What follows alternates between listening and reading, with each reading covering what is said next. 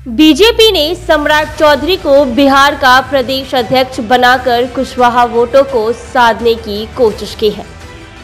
लवकुश समीकरण वाले नीतीश कुमार के आधार वोट बैंक को माईमेट करने की बीजेपी ने ठान ली है। सम्राट चौधरी की बिरादरी से आने वाले उपेंद्र कुशवाहा को पहले बीजेपी ने निशाना साधा है। उन्हें नीतीश का सबसे बड़ा दुश्मन बनाकर मैदान में पहले ही उतार दिया गया है। नीतीश की अपनी बिरादरी कुर्मी के नेता आरसीपी सिंह तो उपेंद्र कुशवाहा से भी पहले बीजेपी की सह पर नीतीश कुमार की पॉलिटिकल वोट लगाने के लिए सक्रिय है। बिहार में पिछड़ी जातियों में यादवों के बाद कोयरी कुर्मी की ही आबादी मानी जाती है। दोनों की आबादी तकरीबन 10 से 12% आ गई है। इन्हीं दो जातियों के सहारे बिहार में 1994 में नीतीश कुमार ने लवकुश समीकरण बनाया था।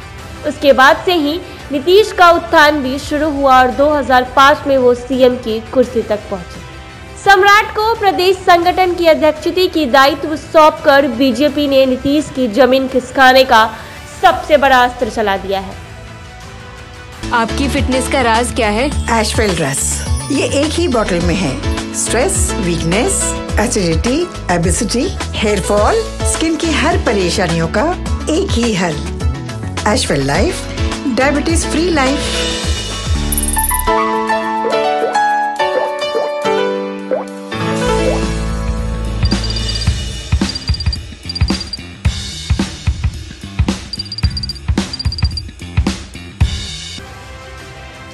सम्राट चौधरी बीजेपी के बिहार में सशक्त चेहरे हैं। फिलहाल वो विधान परिषद में नेता प्रतिपक्ष की भूमिका निभा रहे थे। अरसे से कयास लगाए जाते रहे हैं कि बीजेपी उन्हें जरूर कोई अहम जिम्मेदारी सौंपेगी। 2020 के विधानसभा चुनाव में जब एनडीए में बीजेपी को सर्वाधिक सीटें मिली, तब भी कयास लगाए जा रहे थे कि कम विधायकों के कारण नीतीश सीएम बनने को तैयार नहीं हुए तो सम्राट चौधरी को ही बीजेपी सीएम बना सकती है। ऐसा इसलिए माना गया क्योंकि बिहार में बीजेपी के कद्दावर नेता सुशील मोदी पर पार्टी के भीतर ही आरोप लग रहे थे कि अगर उन्होंने बीजेपी को नीतीश कुमार का पिछलग्गू नहीं बनाया होता तो शायद बीजेपी को सत्ता में आने से वंचित नहीं होना पड़ता। इसी वजह से हमेशा बीजेपी कोटे से नीतीश सरकार में नंबर 2 की हैसियत रखने वाले सुशील मोदी को पार्टी ने राज्यसभा भेज दिया है और तारकिशोर प्रसाद के साथ रेणु देवी को उप मुख्यमंत्री बनाया है। सम्राट चौधरी बीजेपी के मुखर नेता हैं और विधान परिषद में दबंगता के साथ सरकार की आलोचना करते रहे हैं। बिहार में संजय जायसवाल पार्टी के प्रमुख जरूर थे, लेकिन उनकी स्वीकार्यता सिर्फ पार्टी अनुशासन को बनाए रखने की थी। सम्राट चौधरी को अध्यक्ष में मनोनीत किए जाने से न सिर्फ बिहार की बहुसंख्यक पिछड़ी जातियों में अच्छा संदेश जाएगा, बल्कि जदयू को खत्म करने के लिए वो सबसे बड़ा टूल भी साबित हो सकता है।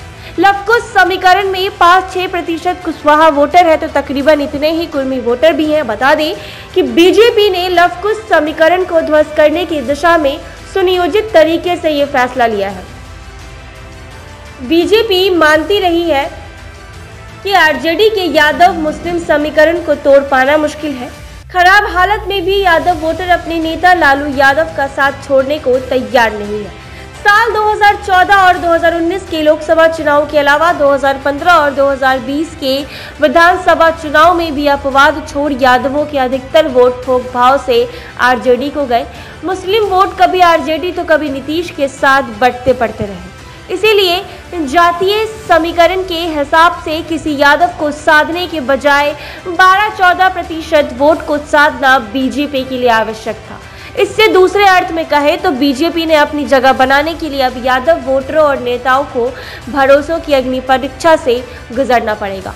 बीजेपी में सम्राट चौधरी के उत्थान का अंदाजा तभी से लगने लगा था जब उन्हें विधान परिषद में नेता प्रतिपक्ष बनाया गया। इतना ही नहीं, अमित शाह जब बिहार के दौरे पर आए थे तो सुशील मोदी और गिरिराज सिंह जैसे नेता भले किनारे खड़े थे, लेकिन दीप प्रज्वलन करके सम्राट चौधरी शाह के सबसे करीब थे। राजनीतिक विश्लेषक तभी से यह अनुमान लग रहा था कि बीजेपी में सम्राट का कद बढ़ने वाला है। बीजेपी के बारे में बिहार में यह बात उठती रही है कि अगर सुशील मोदी संट कर दिए गए तो पार्टी के पास ऐसा कौन चेहरा है जिसे वो आगे कर सकती है।